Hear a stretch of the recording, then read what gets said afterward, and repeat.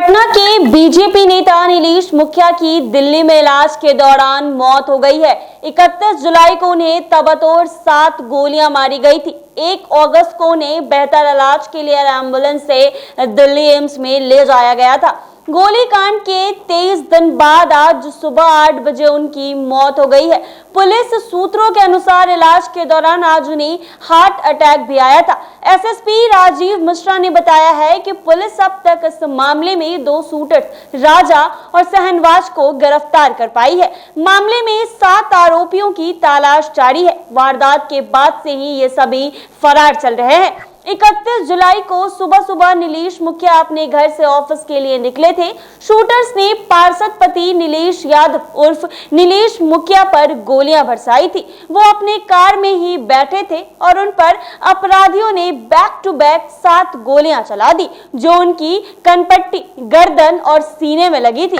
गोली लगने के बाद नीलेश मुखिया को पटना के कुर्जी स्थित होली फैमिली हॉस्पिटल में ले जाया गया था। थोड़ी देर बाद उन्हें पाटलिपुत्रा इलाके के एक बड़े प्राइवेट हॉस्पिटल में बेहतर इलाज के लिए रेफर कर दिया गया था, जहां उन्हें वेंटिलेटर पर भी रखा गया था। यहां तक उनकी सर्जरी भी की गई थी। डॉक्टर्स ने सभी गोलियां निकाल ली थी। उसके बाद भी उनकी हालात गंभीर बनी हुई थी। उन्हें इलाज के लिए एयर एम्बुलेंस से दिल्ली ले जाया गया था। हमले का सीसीटीवी फुटेज भी सामने निकल कर आया था, जिसमें नीलेश मुखिया की कार के पीछे 2 बाइक पर अपराधी आते दिख रहे थे। कार जैसे ही यू टर्न पर मुड़ने के लिए स्लो हुई, वैसे ही अपराधी ताबड़तोड़ फायरिंग कर दी। सुबह करीब 10:30 बजे घर से नीलेश अपने ऑफिस के लिए निकले थे। बता दें कि कुर्जी की चश्मा गली इलाके में उनका ऑफिस है। नीलेश की कार में 3 लोग बैठे थे। बैंक ऑफ बड़ौदा की ब्रांच के पास कार को यू टर्न लेना था, मगर उसके पहले ही आगे की सीट पर बैठे नीलेश को देखते ही अपराधियों ने फायरिंग शुरू कर दी थी। बताया जा रहा है कि बदमाश पहले से घात लगाकर बैठे हुए थे। बदमाशों ने उन्हें संभालने का मौका तक नहीं दिया था। गोली मारने के बाद 2 बाइक से आए और 4 बदमाश पीएनएम मॉल की तरफ तेजी से भाग निकले। दिग्घा थाना की गेट नंबर 65 के पास उनका घर है। उनकी पत्नी सुचित्रा सिंह पटना नगर निगम के वार्ड नंबर 22B की पार्षद है। नीलेश खुद भाजपा के कार्यकर्ता थे। पूर्व में अपने इलाके मुखिया में भी रह चुके थे।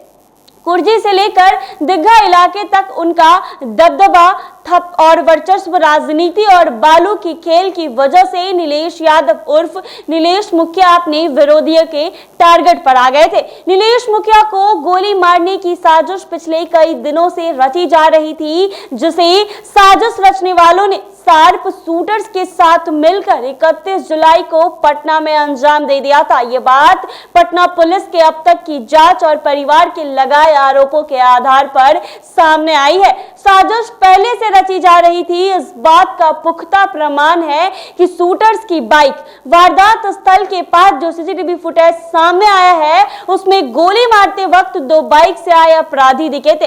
इस वारदात को अंजाम देने के लिए जिन 2 बाइक का इस्तेमाल शूटर्स ने किया है, उसमें एक बाइक चोरी की नालंदा से हुई थी, जबकि दूसरी बाइक को पटना के रुपशपुर थाना इलाके से चोरी किया गया था। दोनों ही बाइक की चोरी कुछ दिन पहले ही की गई थी। बता दें कि गोलीकांड के बाद नीलेश के बड़े भाई सुरेश राय ने पाटलिपुत्रा थाना में एफआईआर दर्ज कराई थी, जिसमें पप्पू राय, धप्पू राय और गोरख राय को नामजद किया है, जबकि गोली मारने वाले शूटर्स को अज्ञात अपराधियों में शामिल किया गया है। एसएसपी के अनुसार नीलेश पर हमले को लेकर पहले भी इन तीनों भाइयों पर साजिश रचने की बात सामने आई थी। बता दें कि 31 जुलाई की सुबह 10:20 के करीब नीलेश मुखिया को गोली मारी गई थी। उस वक्त 2 बाइक से आए शूटर सिर्फ सीसीटीवी में दिखे थे। जब वारदात के बाद पटना पुलिस ने अपनी पड़ताल शुरू की तो कई नई बातें भी सामने निकल कर आई है। जांच में ही पता चला कि अपराधियों ने चोरी की बाइक का इस्तेमाल किया। एसएसपी के अनुसार नीलेश मुखिया को अपराधियों ने कुल 7 गोली मारी थी। इस दौरान दिल्ली में उनका इलाज चल रहा था, लेकिन आज सुबह सवेरे उनकी मौत हो गई है। ऐसे ही तमाम अपडेट्स के लिए बने रहे NBC 24 पर।